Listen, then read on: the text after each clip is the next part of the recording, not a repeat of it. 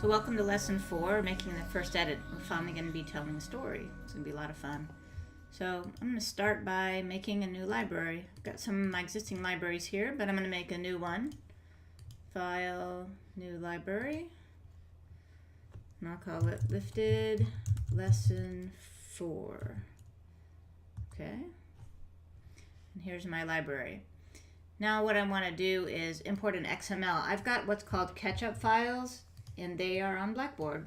So we're looking for an XML, which is going to give you all the information you need that we've done so far in the book. If you've caught up in the book, you don't need to do this, but it's a good thing to learn. So I've got lesson 4, primary media.fcp XML. So how you import that is File, Import XML, just like that. You have to navigate to that file. That's probably the hardest part.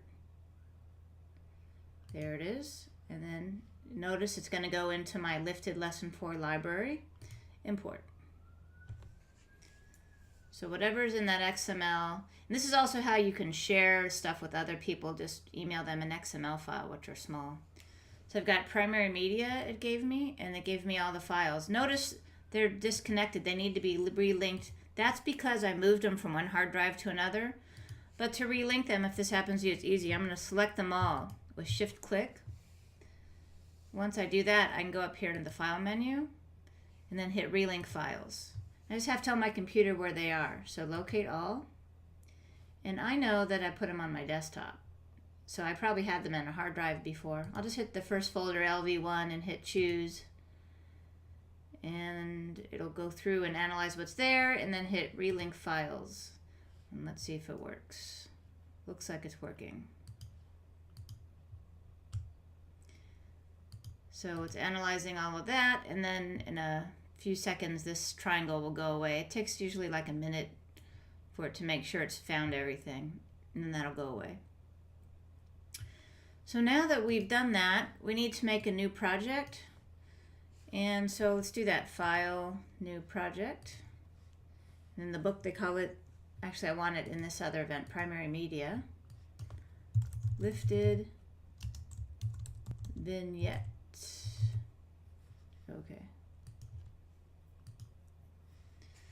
So I've got a project here, Lifted Vignette, and you can see it's here. I can close all this stuff out.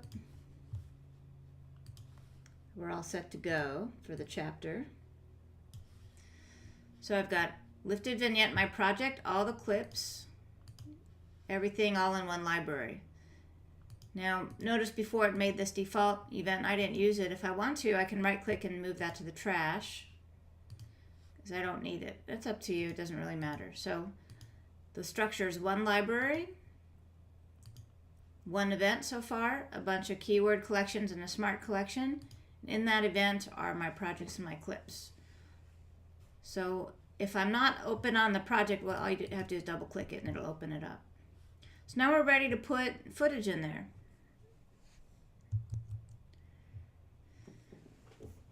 So looking at the book in exercise 4.2.1, appending the primary storyline, that means adding clips to the primary storyline. We have the primary storyline where your clips are going to go. Above it are B-roll or background shots, other things that enhance it, titles, for example, other effects, other things are going to happen up here. And below it is where you're going to put extra sound files if you have sound effects, other dialogue, other music, besides what's in the primary clips. So it's a pretty simple format. So let's go ahead and look at section 4.2, which is 4.2.1, appending the primary storyline. And it asks you to look at two clips, MVI 1042 and 1055. So let's look at those. 1042, and looks like I had a favorite there before, Passion when I was a kid. So if you didn't want to search through the clips and you remember that line, Passion, you can type it there. Oh, they came up. So it's got my favorites for those two clips, and I can review them if I want. Flying is something I've had a passion for since I was a little kid. I mean, so now if I want to get that in the timeline, all I have to do is hit E, and just that section of the clip will come up. My favorites, that's the one that I had selected. If I wanted the whole clip up here, I could hit the X key, and it'll select the whole entire clip, and then I can hit E. But I just wanted my favorite. So it says that clip has been used in the timeline, so it gives you a little orange check mark. Now let me put the next clip in there, which is another part. And the love of film. And really the passion is to be able to capture something that nobody's really ever seen before. So I'm going to hit E again, and that one's in the timeline. So it's kind of small. If I hit Shift Z, I can see it, everything that I've got so far. What's nice about this, if I want them in a different order, I just swap them like that. I can swap them back. Very simple. So next we're going to put in some more clips, but notice in my search it says passion, so it's only going to show me those clips. I have to click on the X button to clear that search so I see all of my other clips. And they give us 4 clips to put 46, 45, or 3 more, 46, 45, and 44. I can go in there and shift click them all, but I think I just want to put the favorites from those in. So those all, I think they have all favorites, 46, 45, and 44. So I could put show favorites only. So there we go. Now I have less clips to deal with. So I can just shift click or command click the favorites there and then hit E, and they'll all go on at the same time. Go down here and hit Shift Z so I can see my clips went in. But they want them in a different order. They said 46, 45, 44. That's fine. 46, 45, 44. I'm always hitting the Shift Z button to see everything in the timeline that I can. So let's see what we got now. Little kid, the love of flight and the love of film. And really the passion is to be able to capture something that nobody's really ever seen before, or maybe in that way from an aerial standpoint. So much has been shot on the ground, but when you shoot something from the air, it takes on a whole new meaning, and it takes on a whole new look. So at the end of the day, I just want to point out there, these are called jump cuts when you have kind of a bad edit. So at the end, and later on we're going to be adding transitions or B-roll here so that you don't see that jump cut. So you can review your footage and see what you've got so far. Another thing in the book it goes over right now is some navigation stuff. So let me show you that. The home key goes to the beginning of the project. The end key goes to the end. If you have a laptop, you don't have those keys, that's fine. You can use function, left arrow, and right arrow. So as soon as you find function in left arrow, right arrow, it does the same thing. Many times when I show up to a job, that's the keyboard I get is a small one, so you have to learn how to use that as well. Then there's skimming, where you just run around here, and if you click, it moves the playhead, but you can just skim by moving your mouse and not having the playhead. If you have, I have a magic mouse or a trackpad, you can just skim with your finger and move things around as well. So the other thing I use a lot is Command plus to zoom in, Command minus, and then again Shift Z to get the project back to seeing everything. Okay, so the book has you dragging around clips in a different order, so I went ahead and caught up with that. So I got 42, 55, 43, 44, 45, 46. And now we're going to look at another clip in 1043. So there's 2 favorites that we picked before. In the second, there's one in the beginning of the clip here, and one near the end of the clip. So I'm going to look at the end of the clip here. As I'm technically flying the aircraft and watching what we're doing, I'm also in awe of what we're actually filming. And so let's say I want to get it in here in between these 2 clips. So I can drag it there with the hand. Hit Command Z to undo that. I can turn on snapping, which is the letter N, and that turns on and off this little icon here, meaning it'll snap to where I put the mouse. So I can snap there. I can roll it there. I can also usually I just roll it there with my mouse.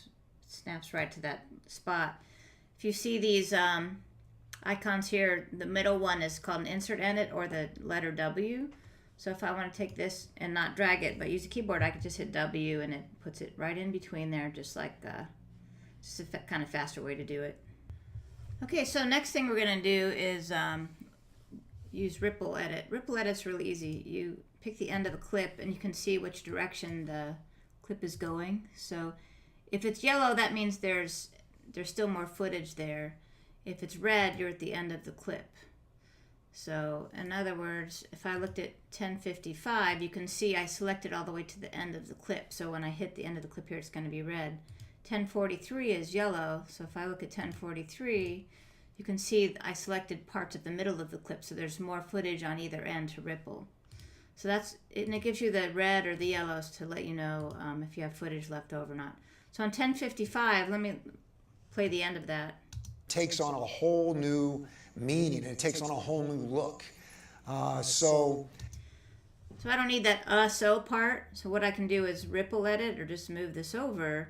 You can also use, I like the left and right arrow keys, or what I use is a comma period to do one frame at a time. So comma period. Let's see what I got here. Meaning, and it takes on a whole new look. So I need to go to the right a little bit. Hold down the period. Meaning, and it takes on a whole new look. One thing that is interesting. So I got it perfect. I could also hit Command plus and zoom way in there, and you can see the waveforms that way. Whole new look. One thing that is interesting. So that next one, let's say I want to take rid of that so I can see kind of I need to go that far, so I can come over here and just move it over. Let's see what I got now. Look. One thing that is interesting. So I need a few more frames. Period, period, period. Here we go. Whole new look. One thing that is interesting when we are flying. Maybe one more to the left. Whole new look. One thing that is interesting when. Whole new look. One thing that is interesting. So there I'm going to need a jump cut or something to mess with it. This is getting ahead in the book, but I can also double click the audio and I can just change the audio, which is called an L cut this way or J cut that way. So if I just want to move the audio and keep the picture, I can do that as well. Whole new look. One thing that is interesting. Look. One thing that is. So I'll move it over a little bit, and I can even fade that audio in. There's a little button there. Look. One thing that is interesting. So it might sound better. If I double click it, it'll go back together. So that's later in the book, but I use that a lot. It's a nice feature to have. So this next edit we're going to do is on the clip 1055, and we're going to, since you talked about passion twice, we're going to take out most of this clip. So let's see. I was a little kid. The love of flight and the love of film, and really the passion is. So after he says film. Love of film. I'll just stop it there, zoom out a little bit, then I'm going to ripple edit this over, make it stop after he says film. I've had a passion for since I was a little kid. The love of flight and the love of film. One thing that is interesting when we. I'm going to do one more edit at the end of 1043 over here. Inside the frame of what we're shooting. So, you know, it's. Get rid of that so. I'll just zoom in and use the comma period, so I'll go back. Get rid of that one word, so. Frame of what we're shooting. So, you know. I didn't quite do it. Frame of what we're shooting. So. Okay, now I can see where to go, so. All right, get the end of the clip. Back it up a little bit. The frame of what we're shooting. So, you know. One more comma should do it. The frame of what we're shooting. You know. I guess one more. The frame of what we're shooting. You know. The frame of what we're shooting. You know. So it's a tough one because he kind of runs it in between sentences there. The frame of what we're shooting. You know, it's. So it's really hard to do that by just dragging, but with a comma and period, it's doable. So there's a grid of clips, 10, 42, 55, 43, 44, 45, 46, and it tells you what those clips should look like, the starting and ending dialogue. So go ahead, despite what I've told you so far, and make your timeline look like that. I've done it here. So it starts and ends with the sayings that it has in the book, and that's just before reference 4.4. So the next section, reference 4.4, goes over some other tools, which are, the first one is a gap clip. So if you need some room in between clips for like a pause or a break, I use the position tool, which is here in the tools P, And what it does is you can select everything and move it over, and you get a gap clip here. So it's actually a clip that you can change the length of it, do whatever you want. Okay, so you can put in a gap clip. Again, you can select everything and hit the P tool and do that. Or there's another way to do this. You can go up to Edit and then Insert Generator Gap, and it puts in a 3-second gap clip right there. So that's another way. So as long as you're not on the position tool but the A tool, then you can use this like, you can treat this like a regular clip. You can grab the ends and move them around. In fact, you can see the tool there, so you can see if you want to make it a certain length. In this case, we'll make it 3 seconds. So that's the gap clip. Next thing is a blade tool. I love the blade tool. It's a razor blade to denote cutting film. It's B for short, or you can go to the tools and hit blade. And right now we're going to get rid of the word in 1043, so let's play that. One thing that is interesting, when we are flying and shooting and filming at the same time, so he says there. I get that a lot in interviews, so I'm going to zoom in. At the same time, I can see where that kind of happens, and so I can just razor blade that out. You're kind of... So I use the razor blade twice, hit the A for back to the arrow, and delete it. That should do it. You're kind of and filming at the same time. You're kind of over... So I need a little bit more trimming, and then I'm done. Filming at the same time. You're kind of overcome by the imagery of what you... So we have a jump cut, but the is gone right there.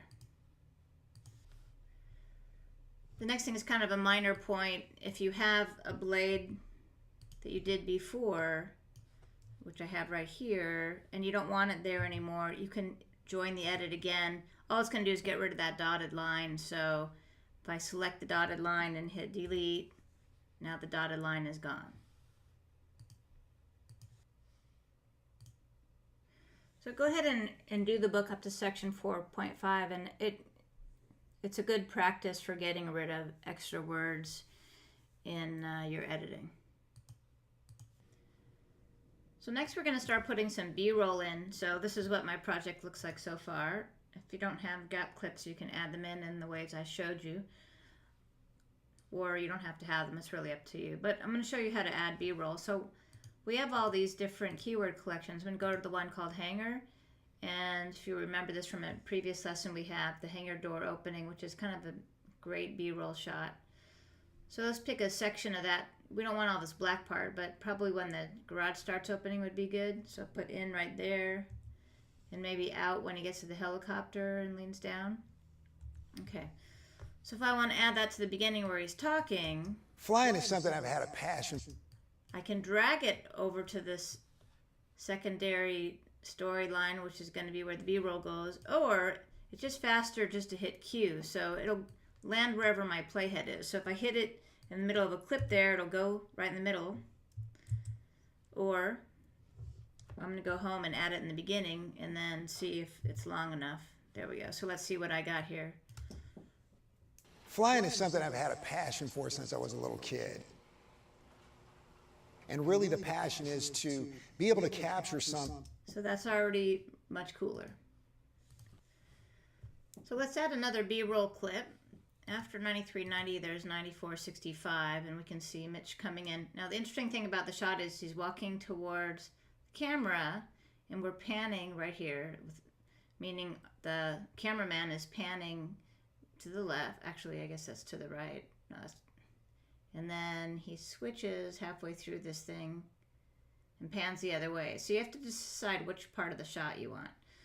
So I think what I'm going to do is take the part here where he's just coming to the camera, hit in, and then he's checking out the camera, and before he gets up, I'm going to hit out. And what I'm going to do is attach it to the end of this other clip here and hit Q. So this is what I got now.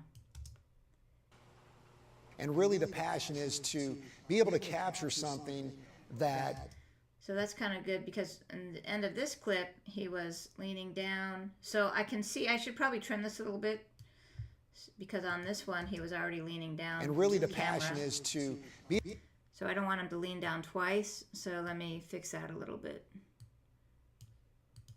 And really the passion is to be able to capture something that... So now it looks like a close-up shot, which is exactly what I want. Now I'm ready to add one more B-roll clip, and we're going to go to the next one down, 9470, and let's look at this. So I can, just by skimming, see he's leaning down, looking at the camera, and then halfway through, he rotates it the other way. So I'm going to have to decide which part I'm going to take. I'm going to take the second part, I think.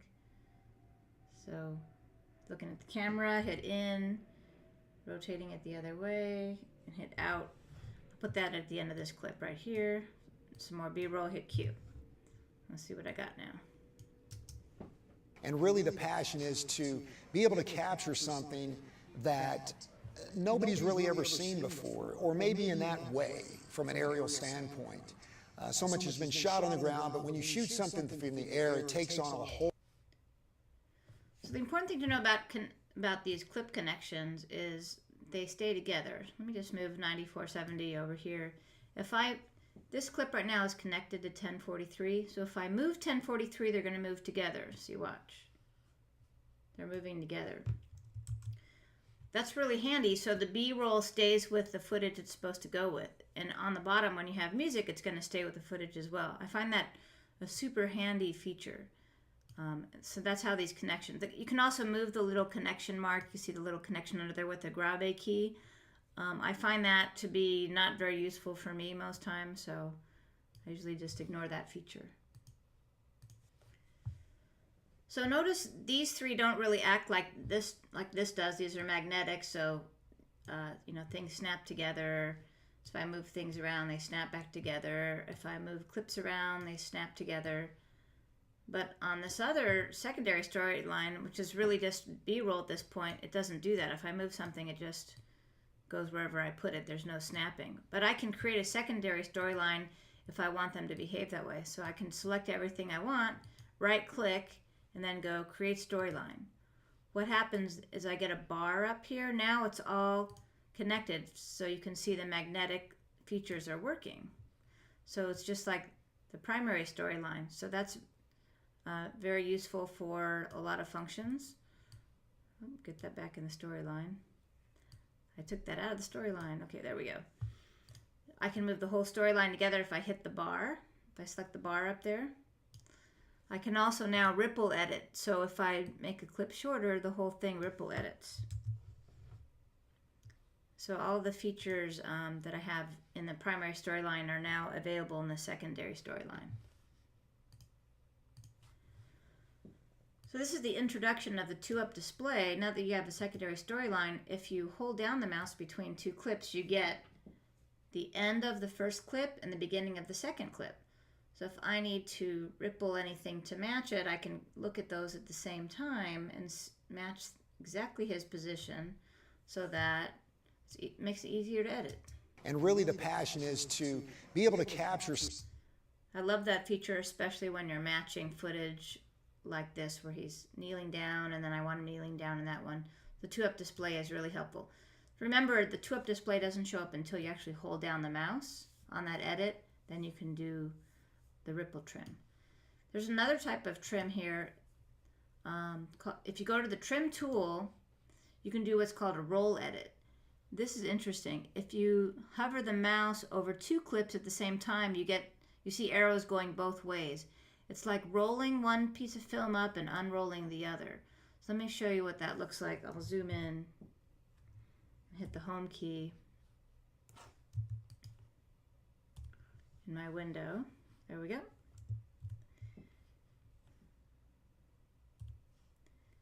Okay, so I'm going to go to the trim tool, or T, and if I go in between, let's say I want to roll the film up on the left and out on the right. Watch what happens. When I go to the roll tool, I'm going to make the clip on the left, on the right longer and the clip on the left shorter. I can go the other way as well.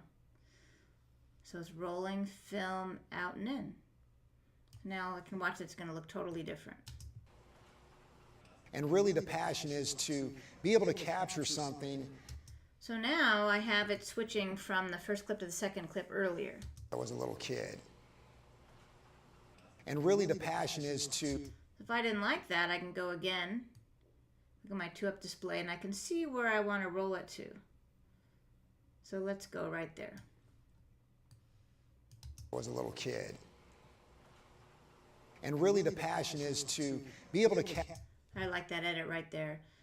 So we've learned 2 types of edits. With the A tool we have ripple, which is a bracket, and with the T tool so far we have roll, which is rolling film in and out on 2 sides. Notice one really important thing. On the roll, the project doesn't change length, it stays the same. You're just rolling film in and out, so the project stays the same. But on the ripple tool, if I rippled something, the project gets either shorter or it gets longer. So ripple changes the length, and this is always on those Apple tests. It changes the length of the project, but roll never changes the length.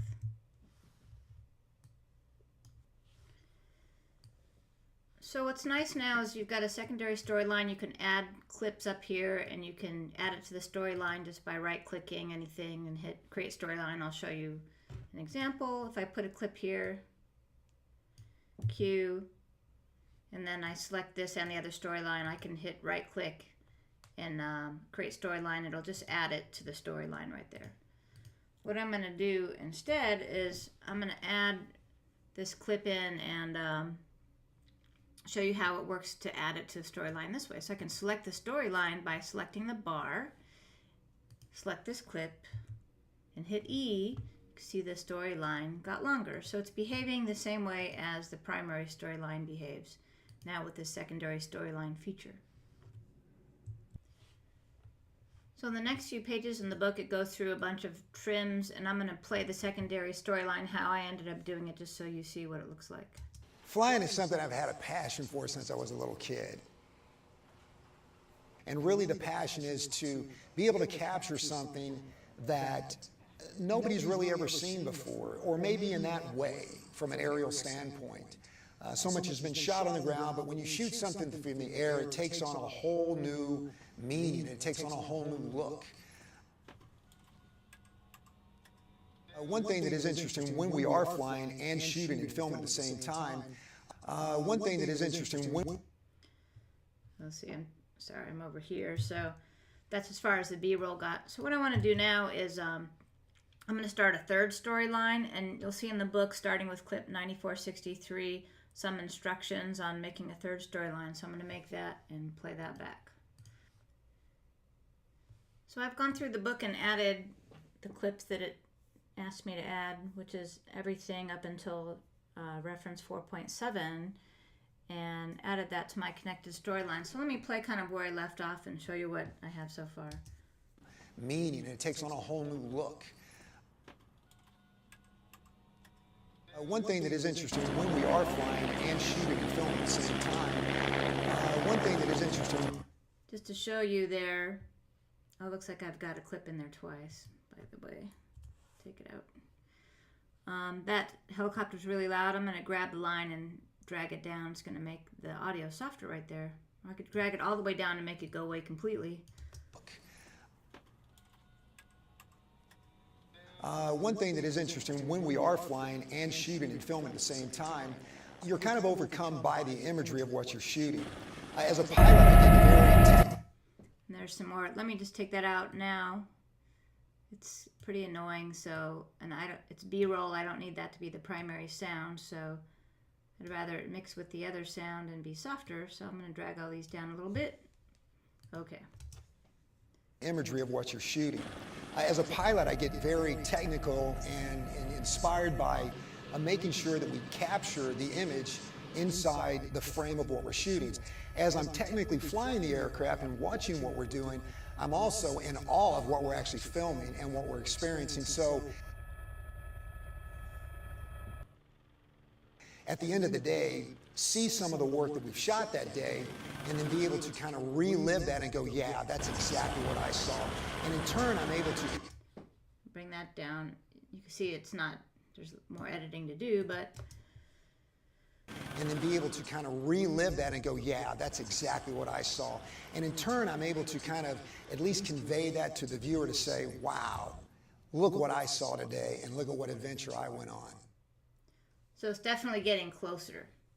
Now we're going to go on to the section of the book where it says reference 4.7, editing below the primary storyline. I love this part being a musician because this is where we add the music and add a lot of drama to the project. And a lot of times I create my own music or I work with a composer to add to the flavor of the story. Especially if it has ethnic music in it, it's fun to work with people in that genre. So on exercise 4.7.1, connecting a music clip, the way I usually do this first is I make a keyword collection, and here we already have one called audio only. So it's denoted by a little speaker, and you can preview your audio by just listening to it. I hit the space bar. That's helicopter.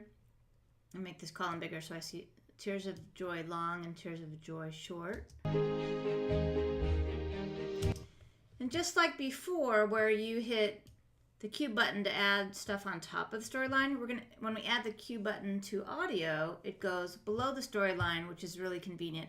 And it'll connect to whatever clip that you choose. So remember, it's connected just like the B-roll is connected. So that's still Q is what we're going to use. I think we're going to use a Tears of Joy short clip and connect it below the storyline. So I'm going to go to the beginning, hit this clip, and hit Q. It'll go below. Now it's way too long, so I'm going to go ahead and shorten it. Put it over here, and then hit Shift Z. And it's going to be too loud as well, so now how do I know that? In the middle in the dashboard where the time code is, there's 2 bars here, which is mix level. Is to be able to capture something. I can't hear the dialogue anymore. If I double click the mixer on the right side, if I get rid of all this other stuff, if I hit it once, I'll get the mixer, and I can make it as wide as I want. And I can play this back. Passion for since I was a little kid. So typically dialogue is up around -6 decibels, but music is between -12 and -18. So let me bring it down to -18 and see how this sounds. Flying is something I've had a passion for since I was a little kid.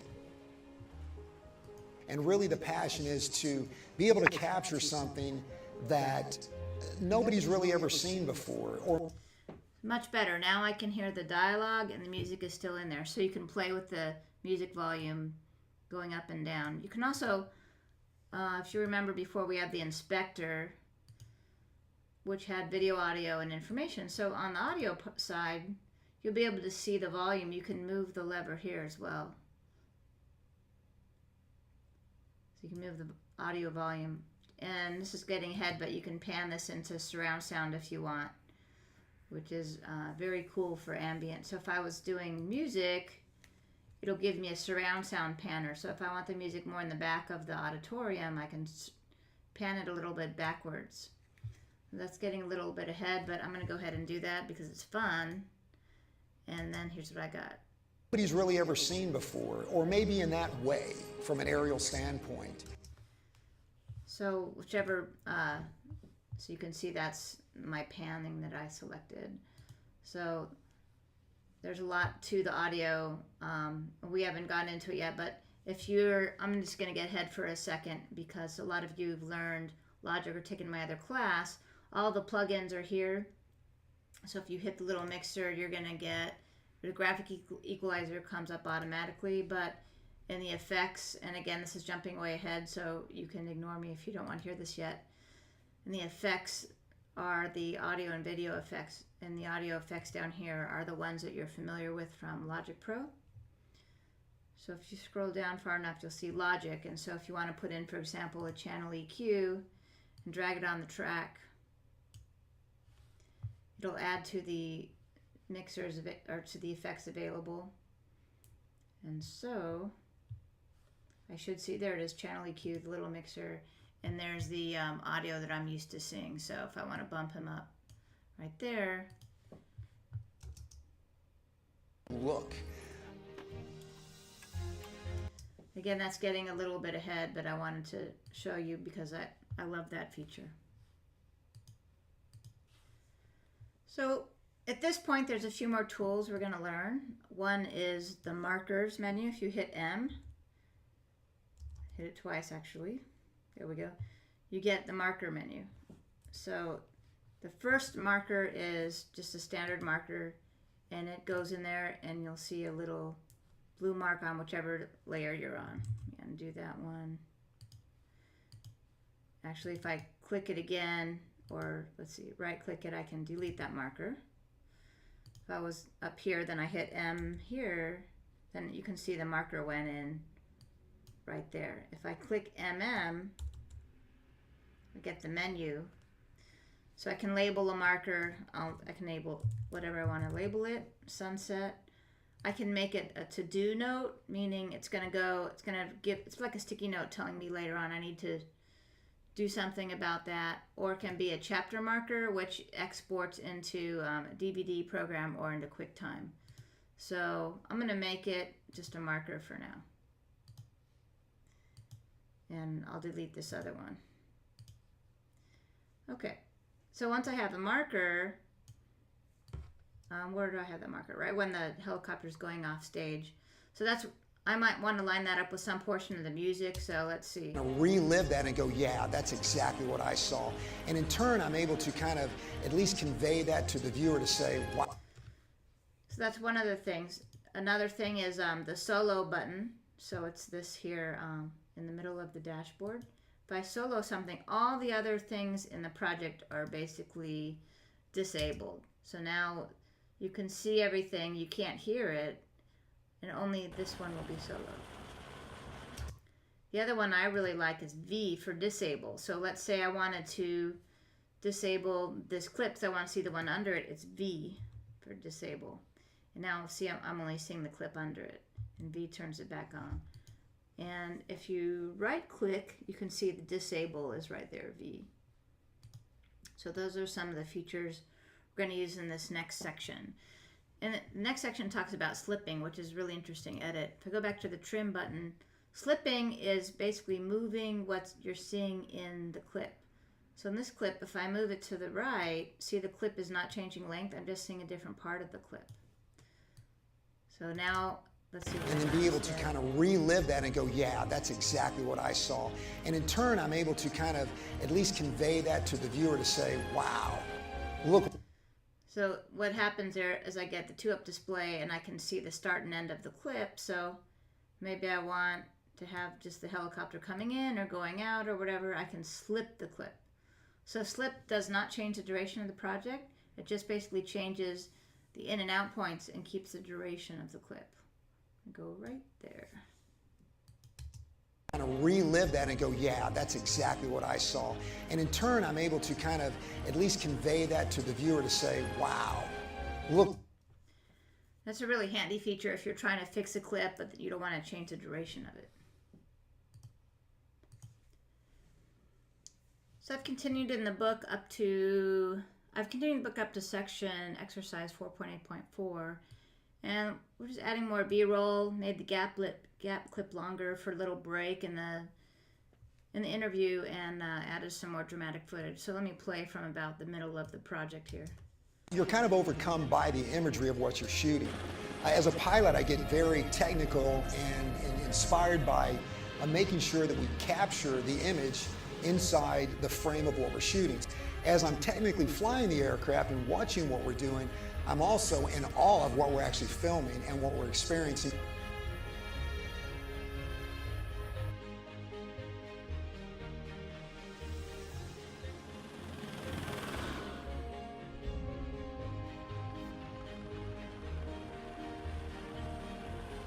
At the end of the day, see some of the work that we've shot that day, and then be able to kind of relive that and go, yeah, that's exactly what I saw. And in turn, I'm able to kind of at least convey that to the viewer to say, wow, look what I saw today, and look at what adventure I went on. I forgot to lower that one. To the viewer to say, wow, look what I saw today, and look at what adventure I went on.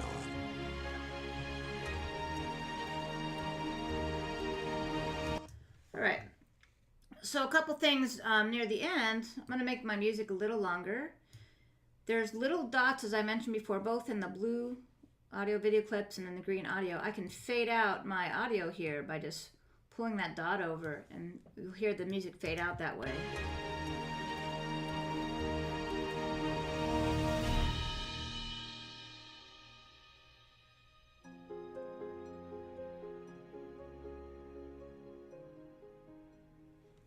Beautiful. The other thing I can do, I could do a trim, I can do a crossfade, what it's called. And crossfades is kind of one of the first things, transitions that you learn about in this program. And the transition button, let me get rid of my audio mixer. Okay, there we go. Transition buttons are this thing that looks kind of like an X. And the first one is cross dissolve, which is our default transition tool. In fact, if you right click any of them, you can make whichever one you want the default. So this is the default now, and it's Command T will give you that crossfade. So I can crossfade audio. So for example, if I didn't have this fade out here, I can just click the end of it and hit Command T, and what I'm going to get is a transition there. And I can make the transition longer, and it does kind of the same thing. It should fade it out.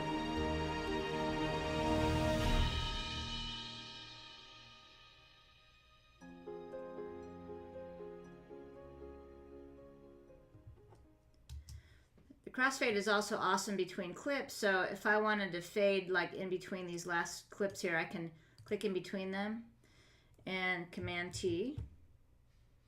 I'll do one here just to show you two of them at the same time. The computer's being slow because I'm recording this at the same time as I'm showing you stuff. So now the little orange bars means it's rendering, and I'll wait for it to render for a minute and then play them back. Here we go.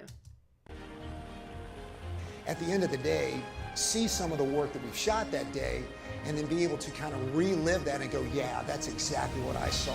And in turn, I'm able to kind of at least convey that to the viewer to say, wow, look what I saw today, and look at what adventure I went on.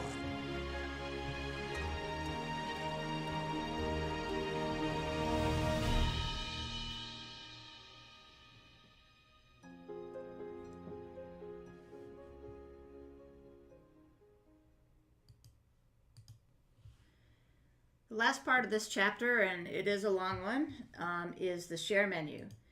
Share menu is just totally awesome. It makes this really easy.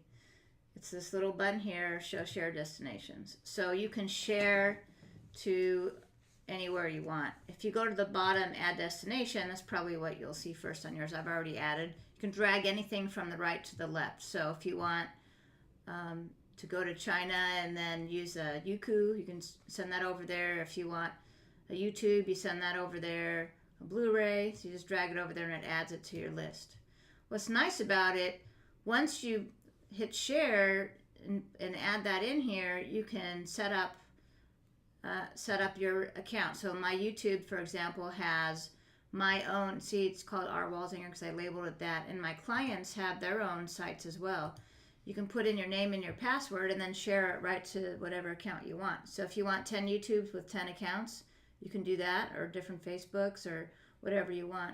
So YouTube looks like this. What resolution do you want? So actually I should have HD in mine.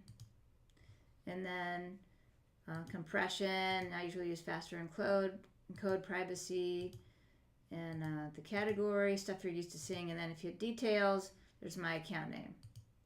And then you just hit share. Same with Vimeo, which resolution you want, viewable by whoever, and the details is your account information. Same with Facebook, again, details of your Facebook. Apple devices. If I want to compress a file, a lot of times I send to Apple devices, so a lot of times I send these to my desktop and then go to YouTube. So I'll pick Apple devices and then H.264 and then the resolution. And then I'll send that to my desktop, and then if I don't want to add it to my playlist, just put do nothing. And then that'll go to my desktop when I hit share. So let's see. What else do I have set up? I have 1080p set up. I'm going to do nothing. I don't want it to go to my library. Save current frame means you're saving, just exporting an image from your projects. If you want to export a still image, you save current frame, and you can save a JPEG or PNG or whatever you want. I use this a lot for images from things that I've shot. If you have compressor, you can have a compressor setting. So if I save, it'll compress my file into 1080 or 720 or whatever I pick.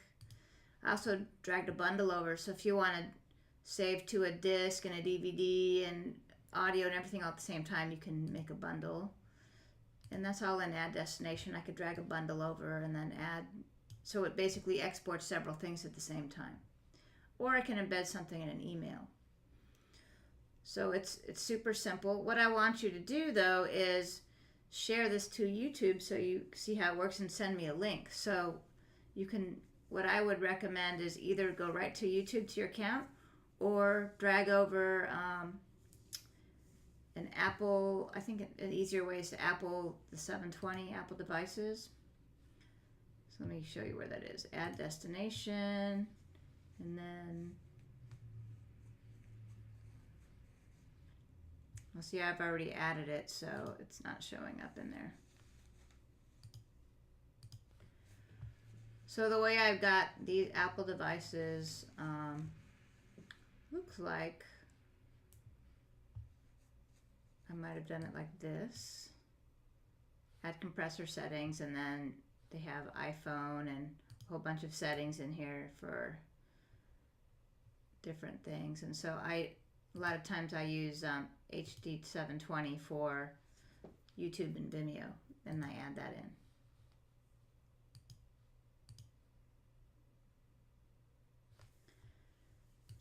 So I noticed in Share, they've changed things a little bit. In order to share a project to Apple devices, now it's in the compressor settings. I'm not sure if yours shows up on that because I do own compressor, so I have it in here.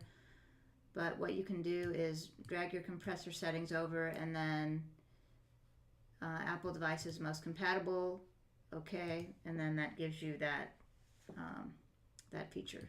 I already got it in there, so I'm going to delete it.